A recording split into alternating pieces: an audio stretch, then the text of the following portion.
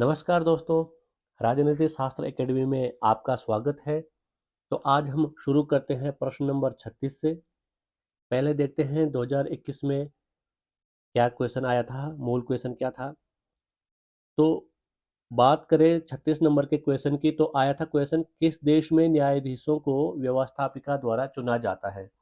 तो सही आंसर है स्विट्जरलैंड। तो आइए समझते हैं। देखो, स्विट्जरलैंड जो है, स्विट्जरलैंड में न्यायपालिका की नियुक्ति का तरीका अलग है। कैसे? वहाँ फेडरल असेंबली यानी राष्ट्र संसद यानी विधायिका ही सर्वोच्च न्यायालय या संघीय सर्वोच्च न्यायालय के न्यायाधीशों का चुनाव करती है। इस व्यवस्था में न्यायपालिका का सीधा संबंध जनता के चुने हुए प्रतिनिधियों से होता है। ठीक, क्वेश्चन इस सेंस में भी आ सकता है कि किस देश की व्यवस्था में न्यायपालिका का सीधा संबंध जनता के चुने हुए प्रतिनिधियों से होता है। आसान भाषा में समझें तो स्विट्जरलैंड में न्यायाधीशों को जनता नहीं चुनती, बल्कि उनकी संसद चुनती है। ठीक, जनता तो खैर नहीं चुनती, वो तो अलग चीज़ है, वो दे रखा है। बाकी विकल्पों की व्याख्या देखें तो फ्रांस फ्रांस में न्यायाधीशों की नियुक्ति राष्ट्रपति द्वारा की जाती है। ब्रिटेन में न्यायाधीशों की नियुक्ति राजा रानी क्राउन की ओर से होती है, प्रधानमंत्री और लॉर्ड चांसलर की सलाह पर। ऑस्ट्रेलिया की बात करें तो ऑस्ट्रेलिया में न्यायाधीशों की नियुक्ति गवर्नर जनरल द्वारा होती है, प्रधानमंत्री की सलाह पर। अतिरिक्त तथ्य की बात करें तो स्विट्जरलैंड की राजनीतिक व्यवस्था डायरेक्ट डेमोक्रेसी का एक अनोखा उदाहरण है, प्रत्यक्ष लोकतंत्र जिसे बोलते हैं। वहाँ जनता के पास रेफरेंडम, जनमत संग्रह और इनिशिएटिव या जन पहल के अधिकार हैं। यूजीसी नेट और लेक्चरर एग्जाम में अक्सर पूछा जाता है कि इस देश में न्यायाधीशों का चुनाव विधायिका द्वारा होता है, तो स्विट्जरलैंड में होता है। और डायरेक्ट डेमोक्रेसी का उदाहरण स्विट्जरलैंड है, जिसके साधन क्या है? जनमत संग्रह, पहल, रिकॉल, प्लीबिसाइट। सिलेबस की बात करें तो यह प्रश्न comparative politics and political analysis से आया है। Organs of government, executive, legislature, judiciary, comparative perspective से जुड़ा हुआ है। एग्जाम रेफरेंस की बात करें तो ये लोग आप लोग देख लीजिएगा कि कौन कौन से एग्जाम में ये आया है या आने की संभावना है।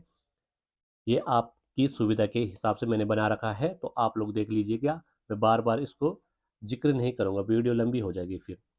बात करते हैं प्रश्न नंबर 37 की। आइए देखते हैं मूल क्वेश्चन क्या आया था। किसने यह टिप्पणी की कि यदि द्वितीय सदन प्रथम सदन से सहमत होता है तो यह अनावश्यक है, यदि यह असहमत होता है तो यह घातक है। तो अबे से इस नाम दे रखा है यहाँ, ये ऑप्शन सही है। तो उत्तर की विस्तृत व्याख्या देखते हैं। एवेसिएज, इनका टाइम पीरियड 1748 से 1836 था। फ्रांस के पादरी और राजनीतिक विचारक थे ये। और फ्रांसीसी क्रांति 1789 के समय उन्होंने what is the third state यानी तीसरी अवस्था क्या है नामक पैम्पलेट लिखा।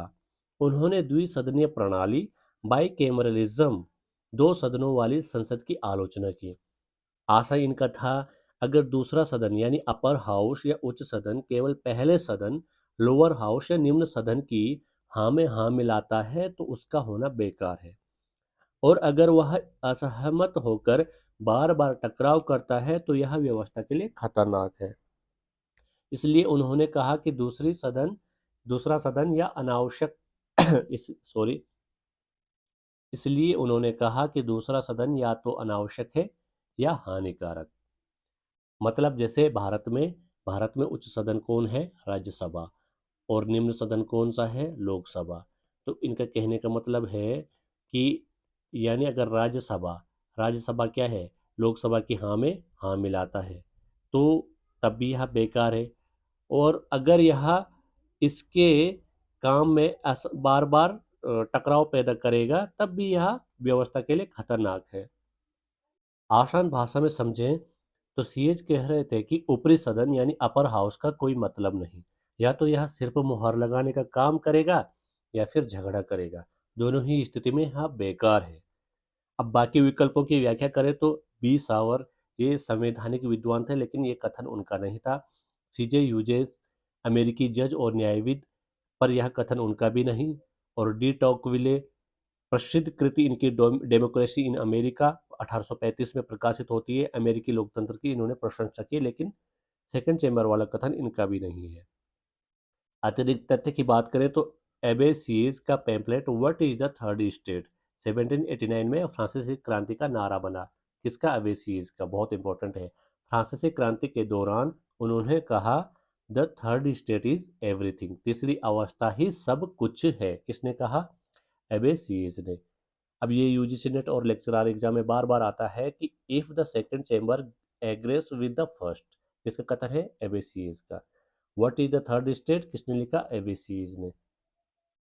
सिलेबस की बात करें तो यहाँ comparative politics and political analysis वाले भाग से आया है। Forms of government, unitary, federal, unicameral, bicameral legislature से जुड़ा हुआ है ये। एग्जाम रेफरेंस आप लोग देख लीजिएगा। बात करते हैं प्रश्न नंबर 38 की। मूल क्वेश्चन क्या था 38 नंबर का? प्रशासनिक न्यायालय का विकास निम्न में से किस देश में सर्वप्रथम हुआ? तो कहाँ हुआ? फ्रांस में। आइए समझते हैं। प्रशासनिक न्यायालय ये वे विशेष न्यायालय होते हैं जो सरकार या प्रशासनिक अधिकारियों के खिलाफ मामलों जैसे सरकारी आदेश, कर, लाइसेंस, अनुमति, नियुक्ति, पेंशन आदि पर फैसला करते हैं। सामान्य न्यायालय से ये अलग होते हैं। फ्रांस में इनका विकास सबसे पहले हुआ। 1799 में काउंसिल ऑफ स्टेट स्थापित किया गया। यह आज भी फ्रांस का सर्वोच्च प्रशासनिक न्यायालय है। आसान भाषा में समझे तो फ्रांस वह देश है जहां सबसे पहले सरकार के खिलाफ मुकदमे सुनने और अधिकारियों के फैसलों की समीक्षा करने के लिए अलग अलग न्यायालय बनाए गए। बाकी विकल्पों की व्याख्या करें तो ब्रिटेन में रूल ऑफ लॉ, कानून का शासन की परंपरा है। वहाँ कोई अलग प्रशासनिक न्यायालय नहीं बल्कि सामान्य न्यायालय ही प्रशासनिक मामलों की सुनवाई करते हैं। अमेरिका की बात करें तो अमेरिका में प्रशासनिक एजेंसियों और ट्रिब्यूनल हैं, पर विशेष प्रशासनिक न्यायालय फ्रांस की तरह विकसित नहीं हुए। चाइना चीन में आधुनिक समय में प्रशासनिक न्यायालय बने, लेकिन ऐतिहासिक रूप से सबसे पहले फ्रांस में बने। अब बात करते हैं अतिरिक्त तथ्य की। काउंसिल ऑफ स्टेट विश्व का पहला और सबसे महत्वपूर्ण प्रशासनिक न्यायालय है। यूजीसी नेट लेक्चरर में बार बार आता है ये एग्जाम में। और एडमिनिस्ट्रेटिव कोर्ट सबसे पहले किस देश में बना? फ्रांस में। और काउंसिल स्टेट किस देश में है? फ्रांस में। भारत में भी एडमिनिस्ट्रेटिव ट्रिब्यूनल प्रशासनिक न्यायाधिकरण है, जैसे सेंट्रल एडमिनिस्ट्रेटिव ट्रिब्यूनल सीएटी 1985 से। बहुत इंपॉर्टेंट है ये। सिलेबस की बात करें तो यह प्रश्न public administration, judiciary and administrative law से जुड़ा हुआ है। एग्जाम रेफरेंस की बात करें तो आप लोग इसको देख लीजिएगा कौन कौन सी एग्जाम में ये आता है। बात करते हैं प्रश्न नंबर 39 की। तो मूल क्वेश्चन क्या था? अज्ञात साम्राज्य के रूप में जाना जाता है। किसको जाना जाता है? दबाव समूहों को। ठीक, समझते हैं इसको। दबाव समूह क्या है? ये वे संगठन या समूह हैं जो सीधे सत्ता हासिल नहीं करते लेकिन सरकार और नीतियों पर दबाव डालते हैं, जैसे ट्रेड यूनियन, उद्योग संगठन, छात्र संगठन, किसान संगठन या शिक्षा संघ। शिक्षा संघ भी आप कह सकते हो। ठीक, उन्हें अननोन अज्ञात साम्राज्य कहा जाता है क्योंकि इनका कोई आधिकारिक राजनीतिक पद नहीं होता, लेकिन पर्दे के पीछे इनका प्रभाव बहुत शक्तिशाली होता है। ये कानून, नीतियों और फैसलों को बदलवा सकते हैं। आसान भाषा में बताएं तो दबाव समूह जनता और सरकार के बीच पुल की तरह होते हैं। वे छुपे हुए साम्राज्य की तरह हैं क्योंकि वे दिखाई नहीं देते लेकिन असली असर डालते हैं। बाकी विकल्पों की व्याख्या करें तो राजनीतिक दल ये चुनाव लड़ते हैं और सत्ता में आते हैं। इनका काम खुला और सीधा होता है, इसलिए अननोन एम्पायर नहीं कहलाते। क्षेत्रीय दल की बात करें तो ये केवल क्षेत्रीय स्तर पर सक्रिय होते हैं, जैसे डीएमके तमिलनाडु में, टीएमसी पश्चिम बंगाल में, यूकेडी उत्तराखंड क्रांति दल भी है उत्तराखंड में। इन्हें भी अननोन अंपायर नहीं कहा जाता है और इनमें से कोई नहीं तो कोई मतलब नहीं। अतिरिक्त तथ्य की बात करते हैं। लॉर्ड ब्राइस ने प्रेशर ग्रुप को अननोन एम्पायर कहा था। यूजीसी नेट और लेक्चरर एग्जाम में बार बार आता है। प्रेशर ग्रुप्स को अननोन एम्पायर किसने कहा? लॉर्ड ब्राइस ने। और ये कितने प्रकार, प्रेशर ग्रुप के कितने प्रकार होते हैं? गैब्रियल ऑलमंड के अनुसार एसोसिएशनल, नॉन एसोसिएशनल, एनोमिक और इंस्टीट्यूशनल। ये क्या है? प्रेशर ग्रुप के प्रकार हैं। सिलेबस की बात करें तो यह प्रश्न comparative politics and political analysis से आया है और यहाँ party system and pressure groups वाले टॉपिक से जुड़ा हुआ है। एग्जाम रेफरेंस आप लोग देख लीजिएगा। अब बात करते हैं प्रश्न नंबर 40 की। तो मूल क्वेश्चन क्या था? मूल प्रश्न था, राजनीतिक संस्कृति शब्द युग्म का प्रयोग सर्वप्रथम किसके द्वारा किया गया था? बहुत इंपॉर्टेंट प्रश्न ये बार बार आता है। ऑलमंड व सिडनी वर्मा के द्वारा किया गया। इसको देखते हैं। पॉलिटिकल कल्चर, राजनीतिक संस्कृति, इसका अर्थ नागरिकों की राजनीति के प्रति मान्यताएं, बिलीफ विश्वास, दृष्टिकोण, एटीट्यूड दृष्टि, मूल्य और अभिवृत्ति या झुकाव है। यानी लोग राजनीति को किस तरह समझते और उसमें किस तरह भाग लेते हैं। गैब्रियल ऑलमंड और सिडनी वर्मा ने अपनी प्रसिद्ध पुस्तक द सिविक कल्चर 1963 में पॉलिटिकल कल्चर को विस्तार से समझाया। इसको आसान समझते हैं, आसान भाषा में।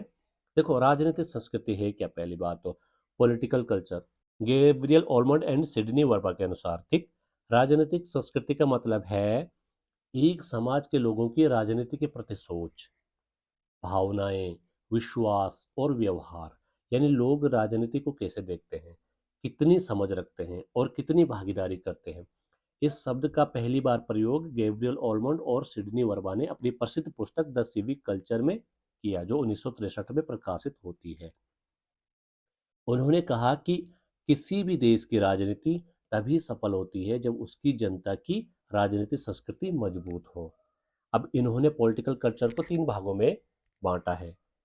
समझते हैं इसको। पहला है पेरियोकियल पॉलिटिकल कल्चर।